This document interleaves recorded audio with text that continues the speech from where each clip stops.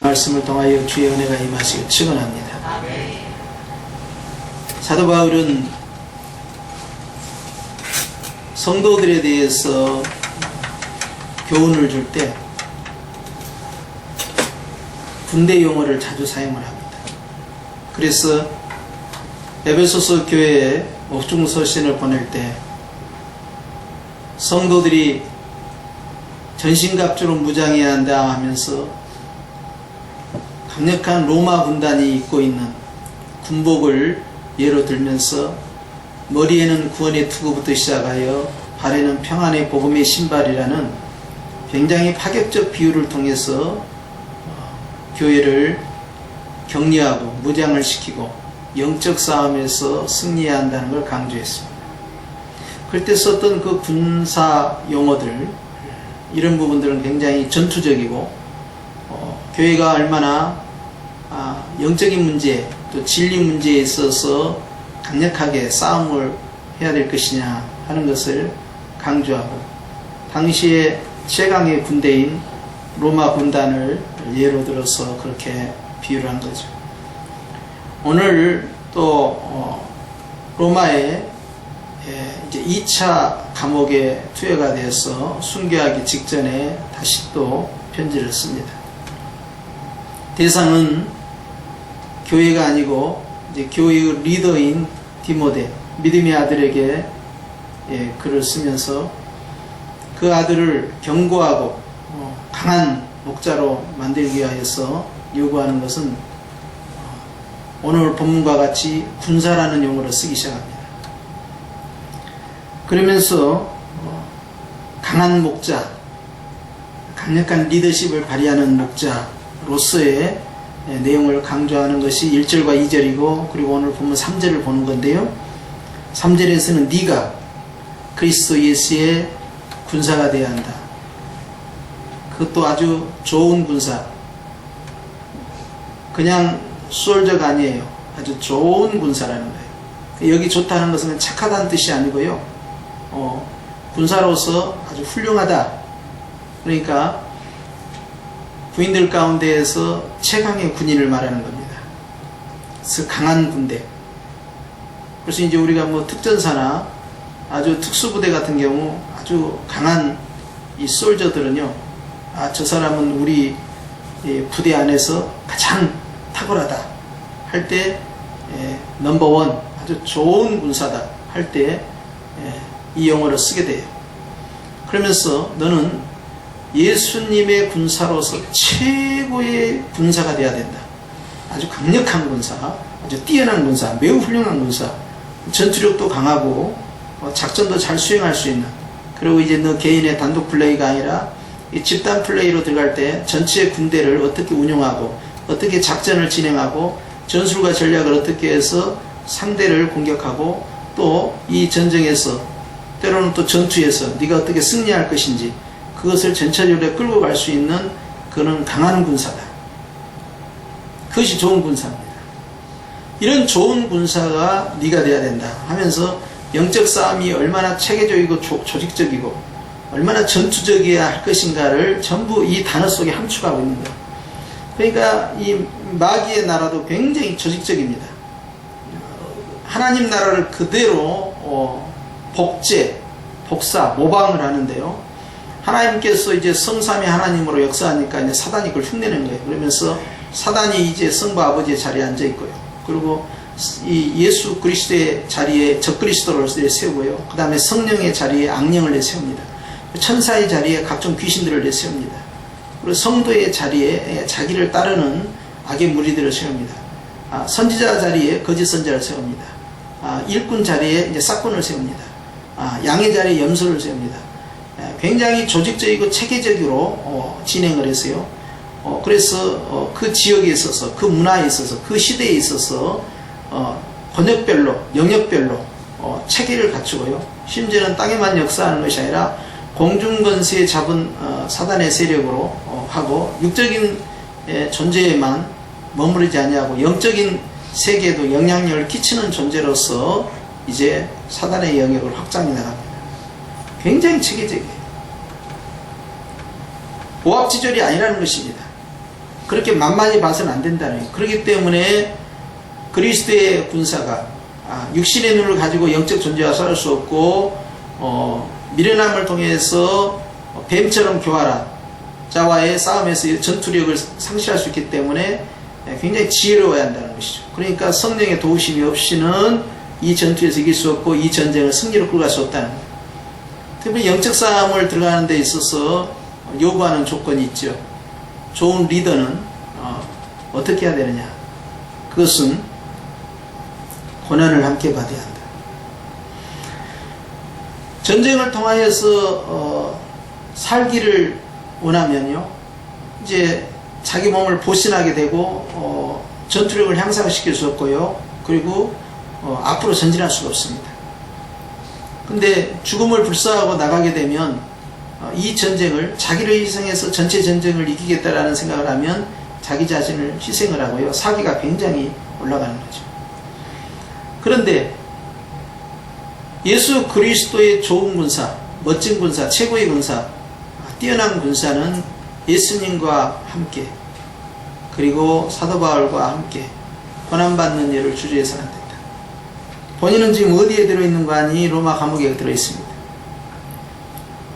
그렇기 때문에 예수 그리스도의 고난에 이미 바울은 동참을 했고, 이제 네가 감옥에 갇힐 것을 각오하면서, 네가 목숨을 내놓을 걸 각오하면서 목양을 해야 되고, 이것이 너의 직업이 수단이 돼서는 안 되고 네 밥벌이 수단이 돼서는 안 된다.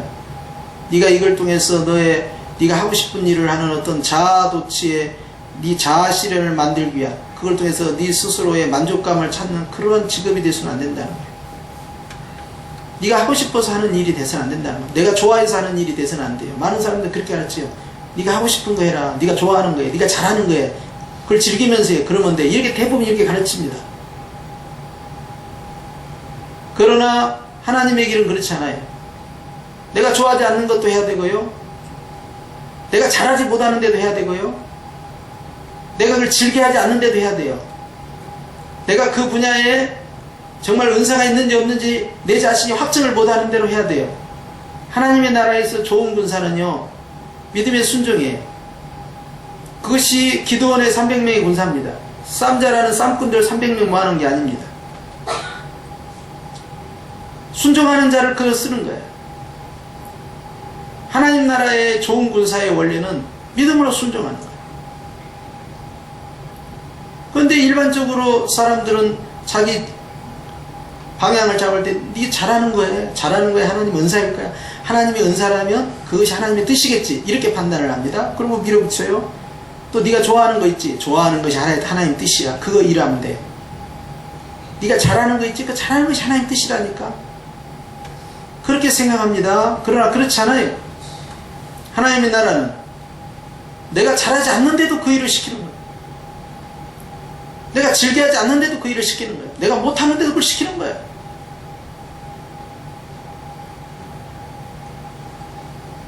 모세는 애굽에 가는 것을 두려워했습니다. 그는 말하는 것을 두려워합니다.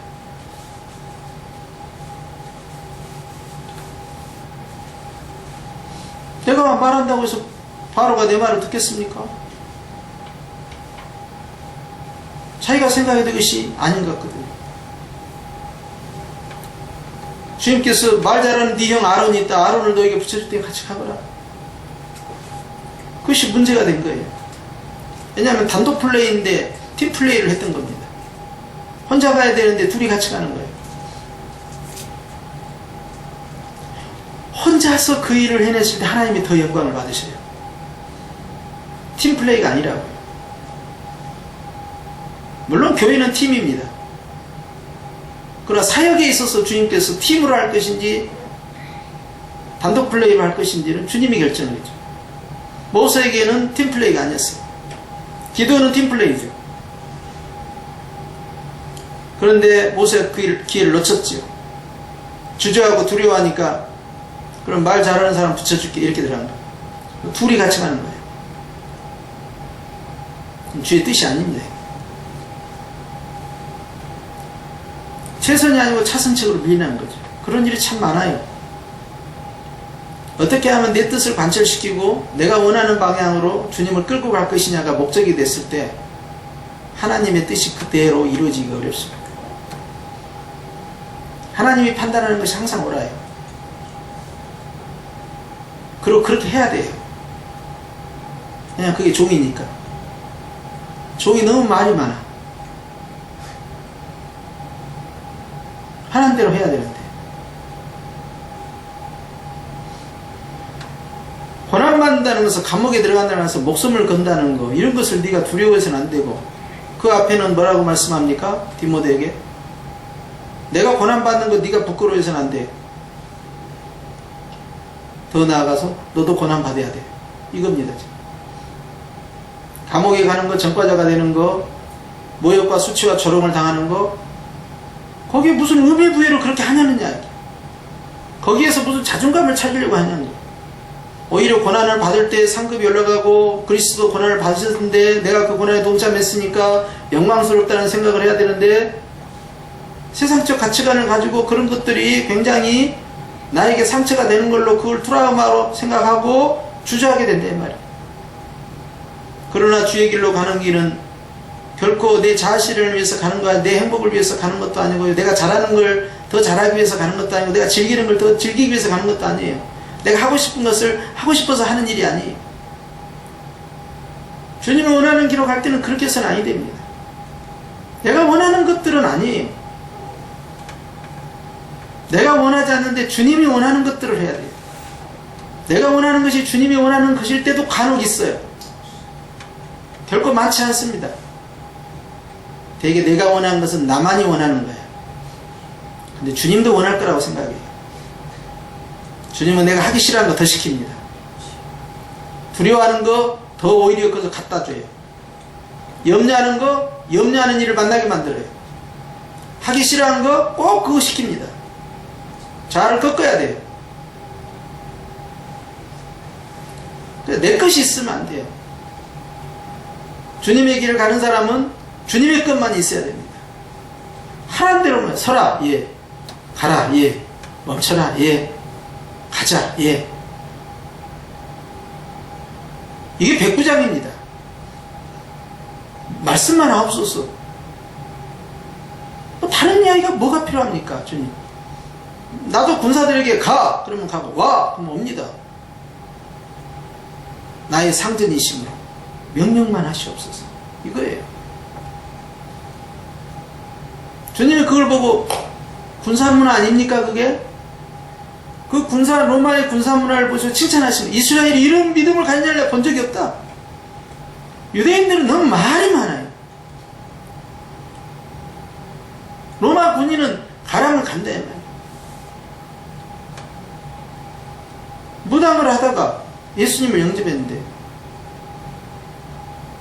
귀신을 섬겨본 경험이 있기 때문에 성령이 예민합니다. 일어나라 그러면 딱 일어나요. 기도하자면 기도해요. 하지 말자면 딱 안 해요. 성령의 음성이 굉장히 민감하고 벌벌벌 떱니다.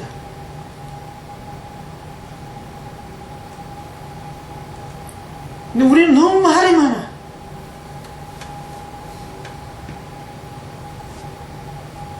좋은 군사는 주님과 함께, 그리고 바울과 함께 고난을 받는 거다. 바울은 그렇게 좋은 군사는 나와 함께 고난을 받으라고 그랬어요. 바울이 지금 감옥에 갇혀있는 것처럼 네가 이 자유의 복음을 전하다가 너는 갇힐 수 있다. 행복한 복음을 전하다 너는 불행해질 수 있다. 즐거운 복음을 전하다 너는 슬퍼질 수 있다. 그런 것을 당연하게 받아들이라는 거예요. 그게 최고의 군사고, 멋진 군사고, 훌륭한 군사고, 하나님이 인정하는 군사다. 싸움 잘하는 게 아닙니다. 가장 탁월한 군사는 고난받는 것을 두려워하지 않는 것, 하기 싫은 것을 할 수 있어야 돼요. 남들이 가지 않는 길을 갈 수 있어야 돼요. 결단을 못 낼 때 결단을 내려야 됩니다.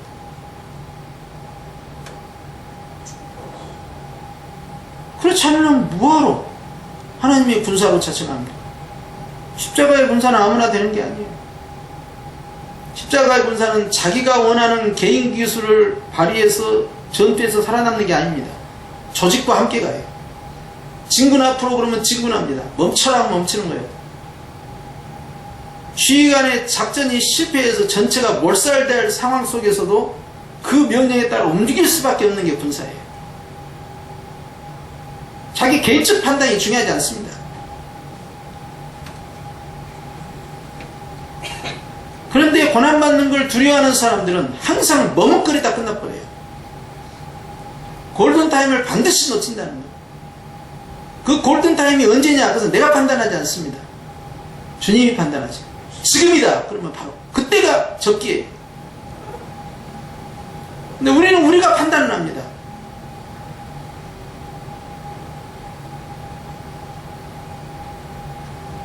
하나님께서는 고난받는 일에 있어서 주의 종과 함께 전진하는 사람을 가리켜서 좋은 군사로, 그리고 두 번째로 좋은 군사는 4절입니다.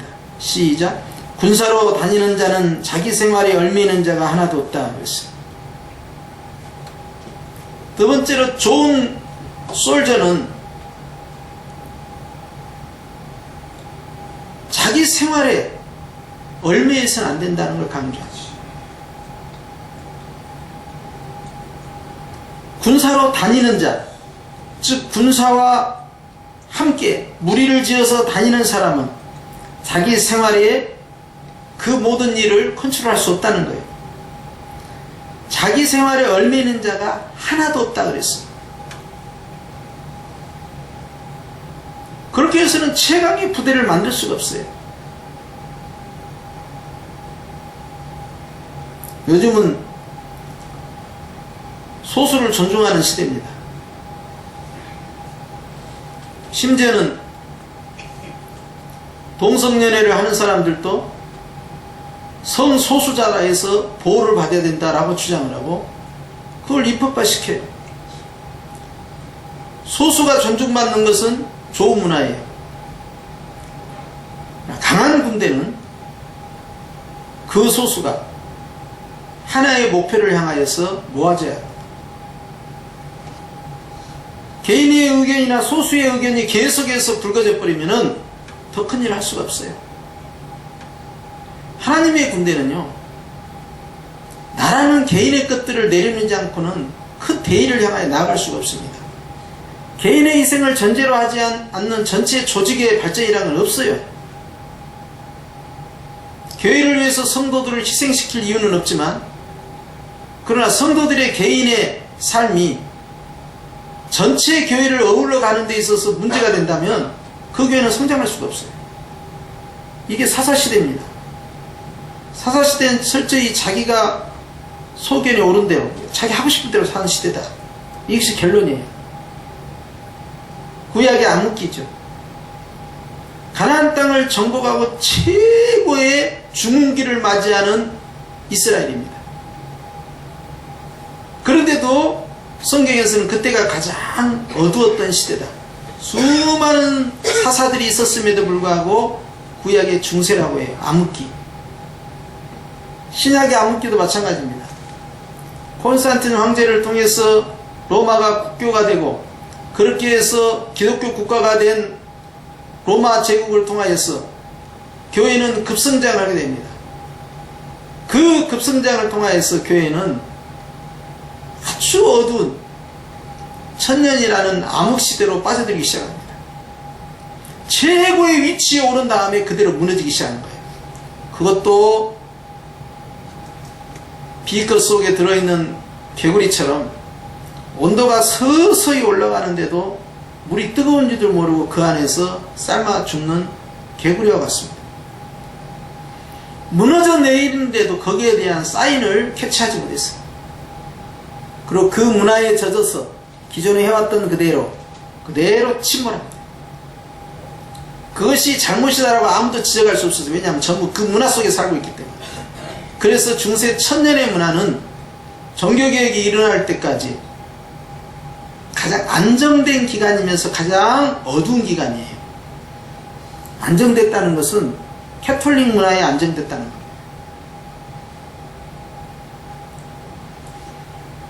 결국 개인의 문제가 하나님의 뜻을 발견하지 못하게 된 거예요.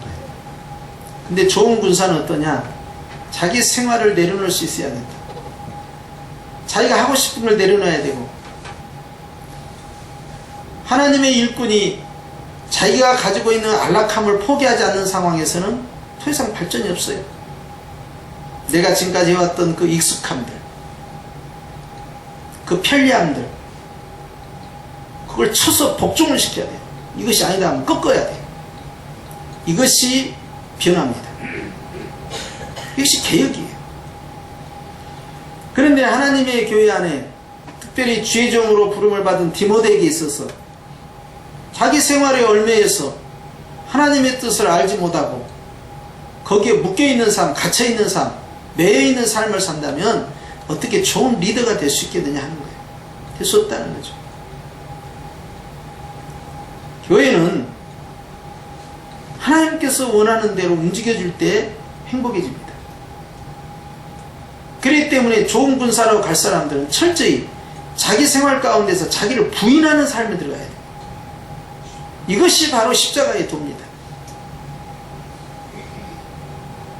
나의 것을 부인하지 아니하고 내 생활을 내려놓지 아니하고는 나갈 수가 없어요.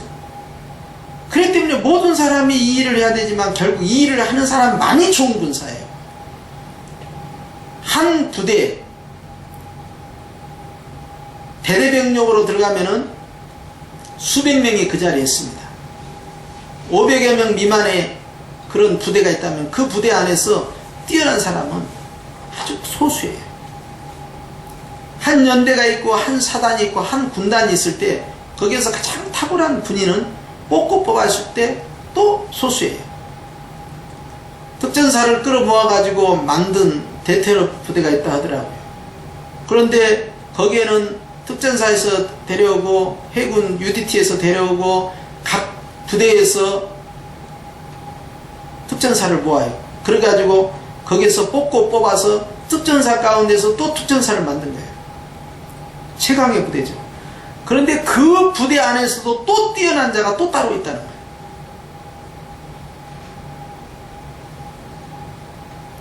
주님이 좋은 군사가 되기 위한 두 번째로 제시한 것은 바로 내 생활 가운데 내가 스스로 매이지 않는 겁니다. 가장 큰 것이 생각이에요. 못한다는 생각, 안 된다는 생각, 할 수 없다라는 생각, 이렇게 했을 때 이런 문제가 발생할 것이다.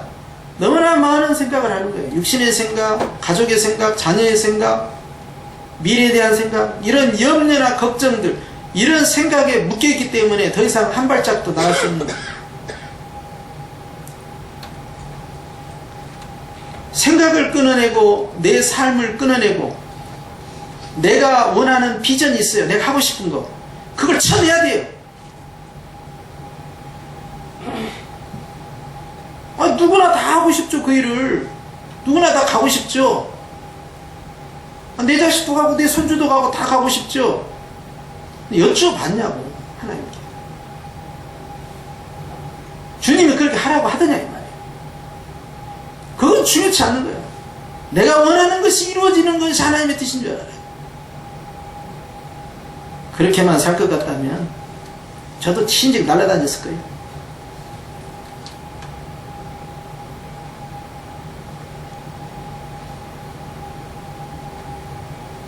그것이 주의 뜻이 아니라는데 그 길을 어떻게 하겠습니까?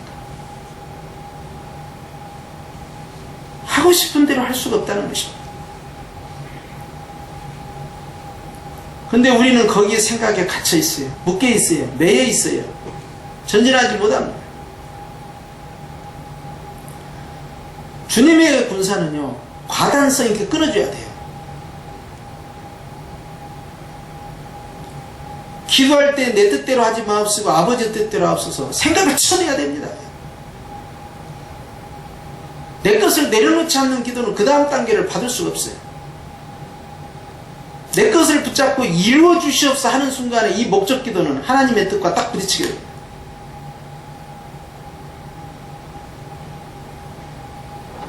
우리는 거시적인 기도뿐만 아니라 미시적인 기도도 그렇단 말 아시죠? 이것은 틀림없이 주님이 원하시는 기도일 것이다 생각하지만 주님은 그것도 아니다 할 때가 있어요. 뒷생각.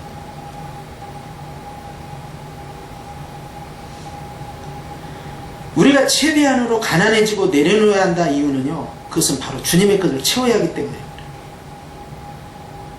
불가에서는 내려놓는 자체가 의미가 있지만 우리는 내려놓은 다음에 채우는 것이 의미가 있기 때문에, 내 뜻이 포기되어야만 주의 뜻이 세워지고, 내 생활이 무너져야만이 주님이 원하는 생활이 그 속에 세워져서 재개발하고 재건축할 때 다 밀어내는 겁니다.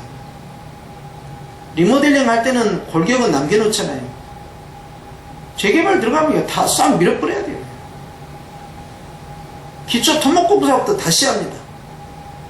다 싹 밀어넣고 기소 다시 해야 돼요. 완전히 맨 땅에서부터. 그것이 새 피조물이에요. 처음부터 다시 하라는 거죠. 그래서 새로운 피조물이라는 거예요. 그렇기 때문에 주님께서는 자기 생활에 얽매이는 군사가 하나도 없다. 좋은 군사에게. 그렇게 해야 되는 이유가 무엇이냐? 고난을 받는 일과 자기 생활에 얽매이지 않는 그 이유는 군사로 모집한 자를 기쁘게 하려 합니다. 그래서 결국 내가 하고 싶은 것이 아닙니다. 내가 잘하는 거 하는 것이 아니에요. 내가 원해서 가는 길이 아니에요. 내가 잘할 것 같으니까 그 일을 하는 게 아니라니까요. 나의 행복을 위해서 내가 그 길로 가는 게 아니에요. 그렇게 하면 내 자아 실현이 세워질까지 가는 게 아닙니다. 인생의 목표는 내 자아 실현을 하는 게 아니에요. 주의 뜻을 세우는 거예요. 주님이 원하는 일을 하는 거예요. 그렇게 해서 주님을 기쁘시게 하기 위한 목적이에요. 이것이 인생의 목적이요, 창조의 목적이요, 부르심의 목적이요, 군사의 목적이에요. 내가 어렸을 때부터 이것을 너무 좋아했으니까 내가 이것을 하는 것이 아니에요.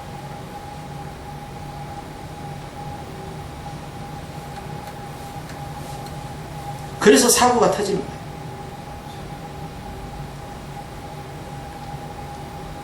거예요. 이제 두 종류가 있어요. 하나의 종류는 너무나 어려운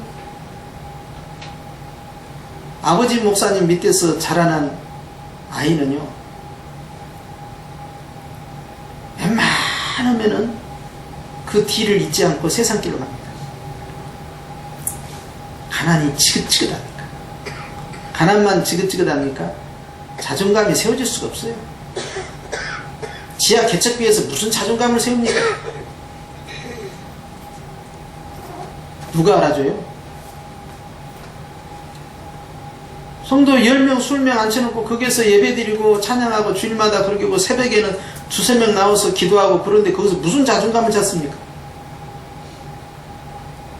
그것도 개척하고 2~3년 동안은 괜찮아요. 5년, 7년, 10년, 자 이제 15년입니다.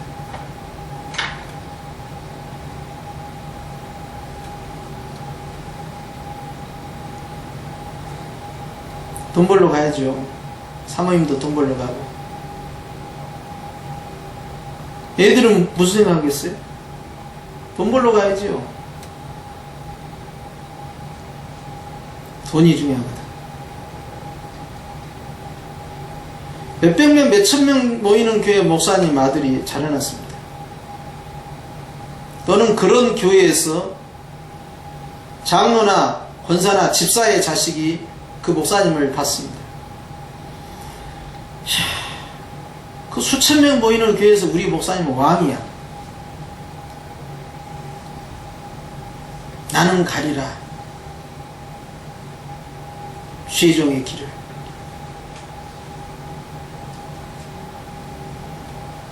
저 찬란한 저기에서 목사님이 설교할 때 성도들이, 그 수많은 성도들이 아멘하고 얼마나 저렇게 잘 섬기고 얼마나 화려하고, 그래가지고 신학을 가요. 가자고 공부 열심히 할 거야. 그럼 자기가 생각하는 이 목회 디자인이 있지 않습니까? 이게 자기가 봐왔던 거, 그게 그대로 다 무너지기 시작합니다.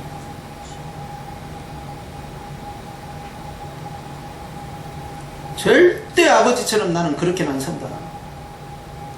그렇게 하고 돈 벌러 나갔던 자식은 기어이 다리를 뿜짓으라도 데렸다가 신학교 갖다 집어넣어버려요. 강제적으로. 자, 어느 쪽이 전투력이 강할 것 같습니까? 찢어지게 가난한 교회 목사와 화려한 교회에서 빛나는 자리에 앉아있는 주의종을 보고 신학을 결단한 아이와 훈련을 마쳐간 다음에 학교에서 나오고 현장에 들어가면 누가 더 강한 군사가 될 것 같아요?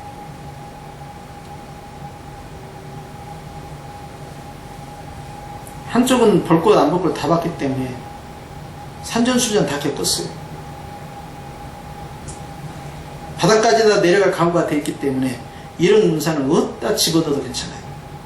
선교지에 집어넣어버릴까, 개척교에 집어넣어버릴까, 농어촌에 집어넣어버릴까, 어디에 집어넣어버릴까. 주님이 쓰시기에 너무 편해, 마음이.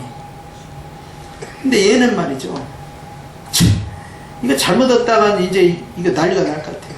그러니까 이거 갖다가 에휴, 그래 짠한데 좀 큰 교회 전도사로 가라, 큰 교회 부목사로 가라, 이런 데만 보내는 거예요. 개척교회 맛을 볼 수가 없어요. 이거 갔다가 이거 죽어 이거. 자, 주인의 입장에서 보십시오. 누가 들어쓰기가 좋습니까? 고난받는 걸 두려워하는 종을 어디다 갖다 쓸 것이며, 자기 생각에 얽매이고 자기 생활에 얽매이고 자기의 비전이 얽매이고 자기 하고 싶은 일에 얽매인 사람을 주님이 어떻게 씁니까? 그 사람.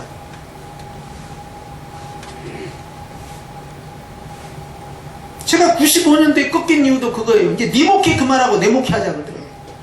네가 하고 싶은 말이 말하는 거예요. 육신의 목회 처벌하는 거예요. 그게. 배워서 하는 목회 하지 말하는 거예요. 하고 싶은 거 하지 말하는 거예요.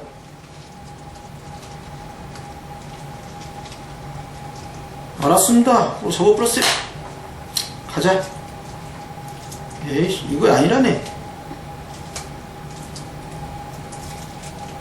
그래서 박사학위 받아서 미국 가서 학위 받아오면은 신학교 강의하고 좋은데 청빙 받아가지고 내가 1000명 밑에 교회는 교회가 아니니까 그건 교회로 생각하지 않고 항상 1000명 이상부터 교회야. 지금부터는 여기는 교회가 아닌 거예요. 이제 1000명 이상 되는 교회로 가고 거기에 있고 신학교 강의 가서 내가 목회 상담하고 딱이야. 이것이 내 꿈이야. 내 비전이야.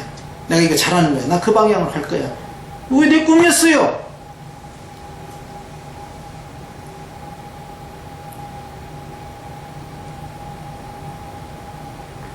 그때 고집 부리고 그렇게 진행을 해버렸어. 어찌 될 뻔했습니까?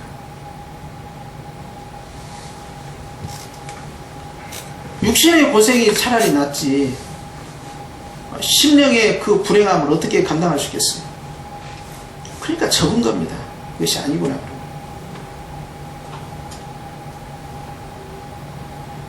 그래도 제 짝이 순종하고 따라와줘서 좀 편했죠.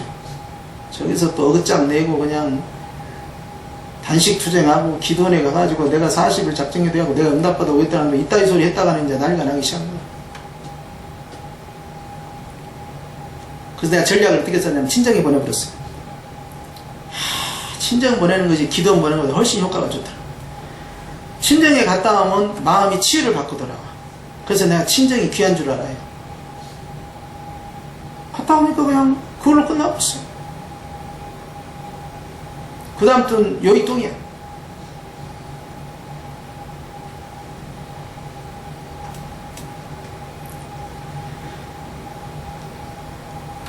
교회는 내 교회입니까? 주님의 교회입니까? 주님의 교회예요. 주님의 교회.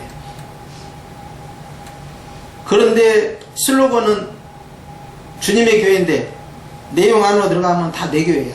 내가 하고 싶은 대로 하는 거야. 디자인은 내가 짜. 비전과 목표도 내가 결정해. 물론 기도하고 내가 결정한다. 기도하고 주님이 결정한 게 아니라 기도하고 내가.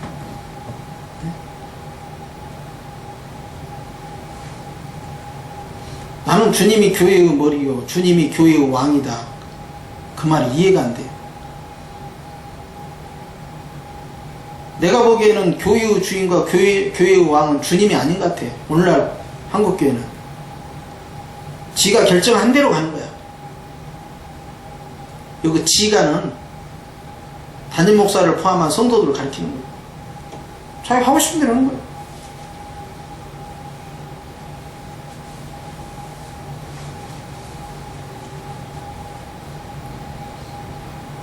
좋은 군사를 할 수 있습니까?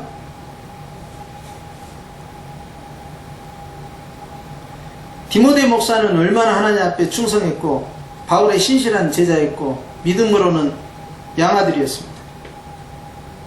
그렇지만 그에게 담대함과 결단력이 부족했어요. 우유부단합니다. 유약해요. 성품이 착하니까 강하지를 못해요. 그러니까 강해야 된다. 1절에 강해라. 3절에 와서 네가 고난을 받을 생각을 해라. 나와 함께. 고난을 두려워하지 말라는 거죠. 그리고 네 생활, 네 비전, 네 목표, 네가 하고 싶은 거, 네가 원하는 거, 네가 선호하는 거 때려쳐라. 그게 얽매이면 안 된다.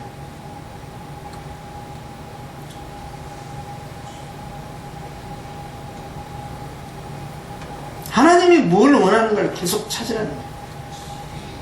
지시가 떨어지면 무조건 돌격 앞으로다. 네가 원하는 목회로 네가 원하는 교회 디자인 하지 말고 네가 원하는 그런 교회를 만들지 마라. 주님이 원하는 교회, 주님이 하고 싶어하는 그러한 일들을 주님과 함께 네가 해야 한다. 이것이 영적 목회예요. 이 교회를 너에게 맡겼다고 해서 네가 하고 싶은 대로 하지 말라는 거예요. 이게 네 거냐? 왜 네 목회를 하냐 이거예요. 주님 목회를 해야 되는데. 이것이 제가 95년도에 그러니 뭘 할 수가 있어야죠. 남들이 하는 거 흉내를 낼 수 있습니까? 내가 하고 싶은 걸 해볼 수가 있습니까?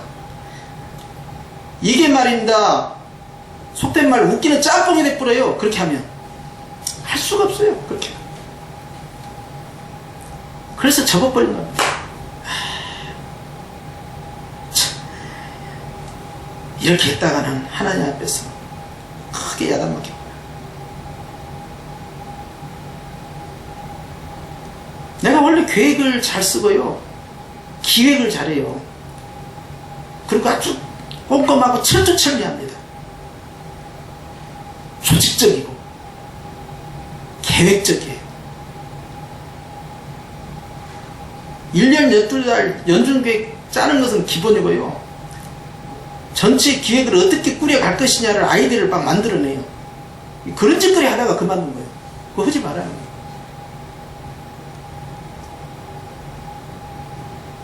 그래서 그냥 그러면 기도 목회나 해야겠다. 무릎 꿇어야겠구나. 대상 해봐야 하나님 뜻이 아니라고 하니 육신의 목회에서 뭐할까. 기회를 붙잡고 접어버린 거예요.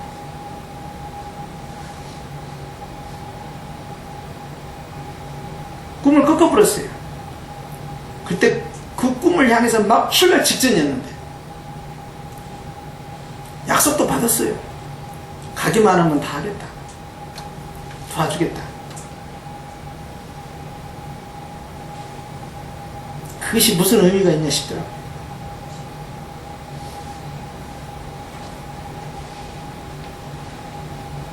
지금도 마음은 항상 같아요. 나는 우리의 교회를 세우고 싶지 않습니다. 그건 내가 아니어도 할 사람 많이 있을 것 같아요.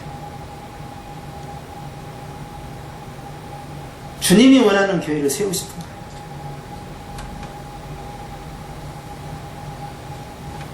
내가 원하는 목회하는 목사들 너무 많아요. 여러분들이 그런 분들 얼마나 찾아주세요. 저까지 그렇게 할 이유가 없더라고요. 그리고 그것이 두려워요. 교회를 그렇게 끌고 간다는 것이. 겉으로는 아무 문제가 없는 것 같지만 매우 심각하죠.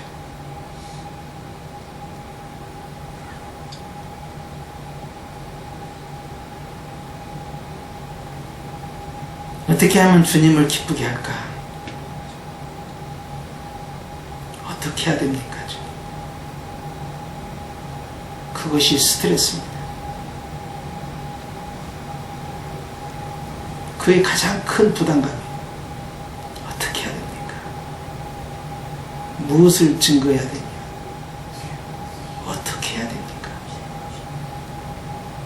항상 기도의 제목이 그거예요. 어떻게 하면 되죠?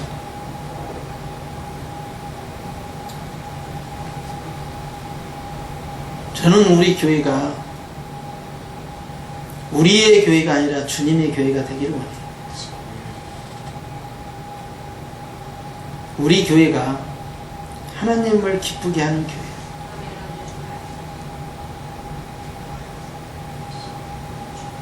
야, 성역교회는 정말 좋은 군사들만 있구나.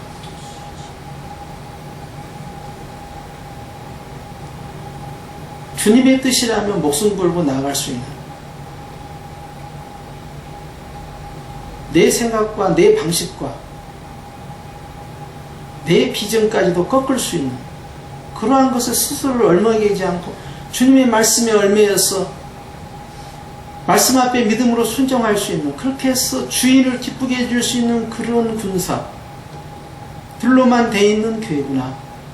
그렇습니다. 주님, 우리 교회는 그런 교회입니다. 숫자가 많다고 해서 강한 것이 아니고요, 숫자가 적지만 강한 군대입니다. 우리야말로 주님 나라의 특전사입니다. 최고의 특전사가 여기 있습니다 라고 저는 말하고 싶은데, 그런 교회를 만들고 싶은데, 주님이 원하는 그러한 교회가 되기를 원하는데, 하나님께서 우리에게 그걸 원한다면 저는 여러분과 그 길을 같이 가고 싶어요. 여러분들이 그동안 어떤 생활을 해온 것은 중요하지 않습니다. 전임자를 통해서 여러분이 어떤 훈련을 그동안 받은 것도 중요하지 않습니다. 저는 그분이 하는 그대로 하기 위해서 이곳에 온 게 아니에요. 저는 제가 하고 싶은 것을 하기 위해서 여기 있는 것도 아닙니다. 제 꿈은 없어요. 제가 원하는 것은 주님이 원하는 교회가 이루어지기를, 주님이 원하는 그 교회로 세워지기를, 주님이 기뻐하는 군사로 채워지기를 원해요. 저에게 무슨 계획과 비전이 있냐라고 물어보는 분들이 있어요. 개인적인 소망은 있지요. 내가 원하는 소망이 있습니다. 그러나 그것은 중요치 않습니다. 주님이 우리에게 원하는 그것을 발견하고 그 일로 가는 것이 저에겐 중요하기 때문에요.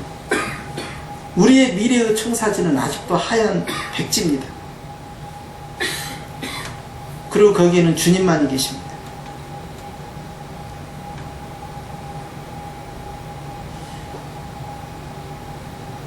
여러분들이 그 길을, 저도 안 가본 길인데 여러분들이 그 길을 가는 것을 두려워할 이유가 없어요. 왜냐하면 이 일은 내 일이 아니고 주님의 일이기 때문에. 결과가 아니라 우리는 그 과정 가운데 순종하는 것이 더 의미가 있기 때문에 그래요. 아브라함이 순종했지만 그는 가자마자 망했어요. 그러나 그 이후에 주님께서 그를 다시 세워 들어갑니다.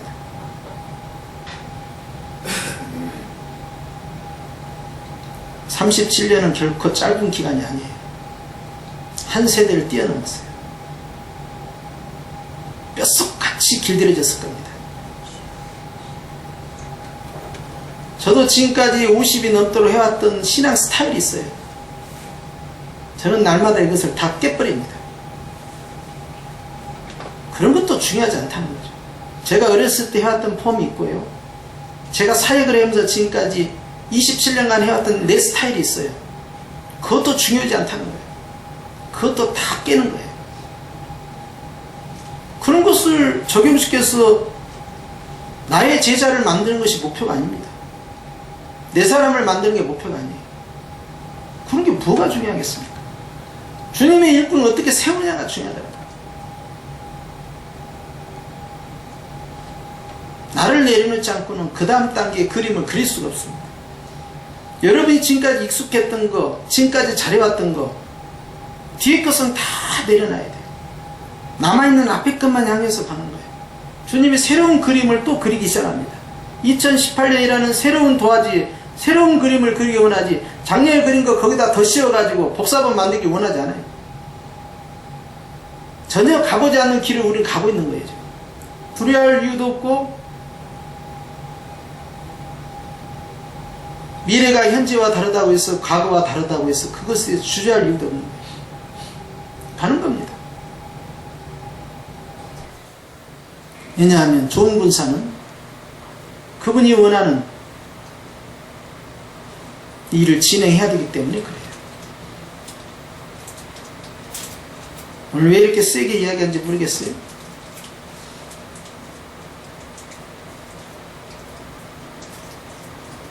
우리의 교회를 만들지 말고 주님의 교회를 만들어 가십시오.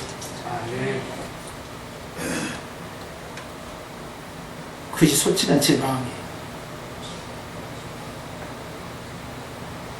굳이 목회의 비전이 뭐냐고 묻는다면 주님의 뜻대로 주님과 함께 그 일을 하길 원합니다.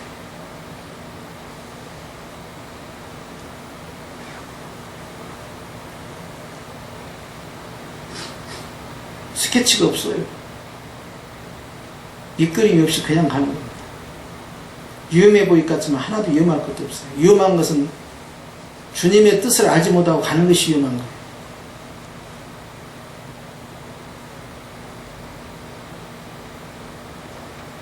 주일 간절히 때고 했어야 됩니다. 이 설교.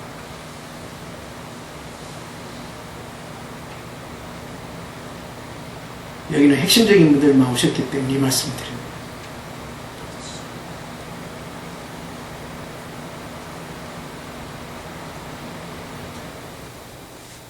저도 궁금합니다.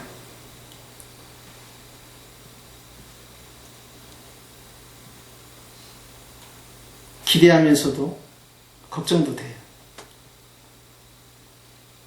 앞으로 남은 기간 어떻게 섬겨야 될까? 1년 12달 말씀 계획이 없어요. 어떤 분은 1주부터 52주 설교가 다 나와 있다 하더라고요. 굉장히 그걸 자랑스럽게 자랑하는데 저는 그런 부분을 이해를 못합니다.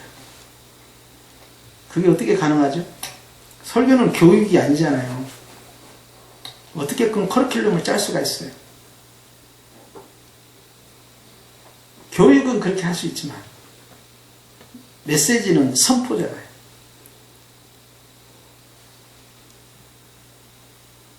어떤 그런 디자인이 가능하는지 모르겠어요. 그렇게 하도록 가르치는 데도 있어요. 목회자 세미나를 통해서. 그런 거 안 하기로 하고 내려놓은 겁니다.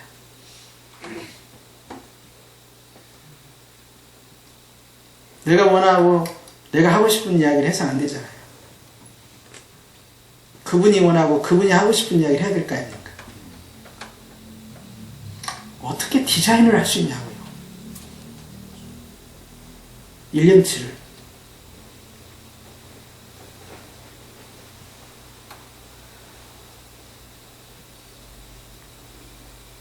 오늘 바울과 같은 마음, 그리고 디모데와 같은 순종, 그것이 우리 교회 안에 이루어지기를 주의 이름으로 축원합니다.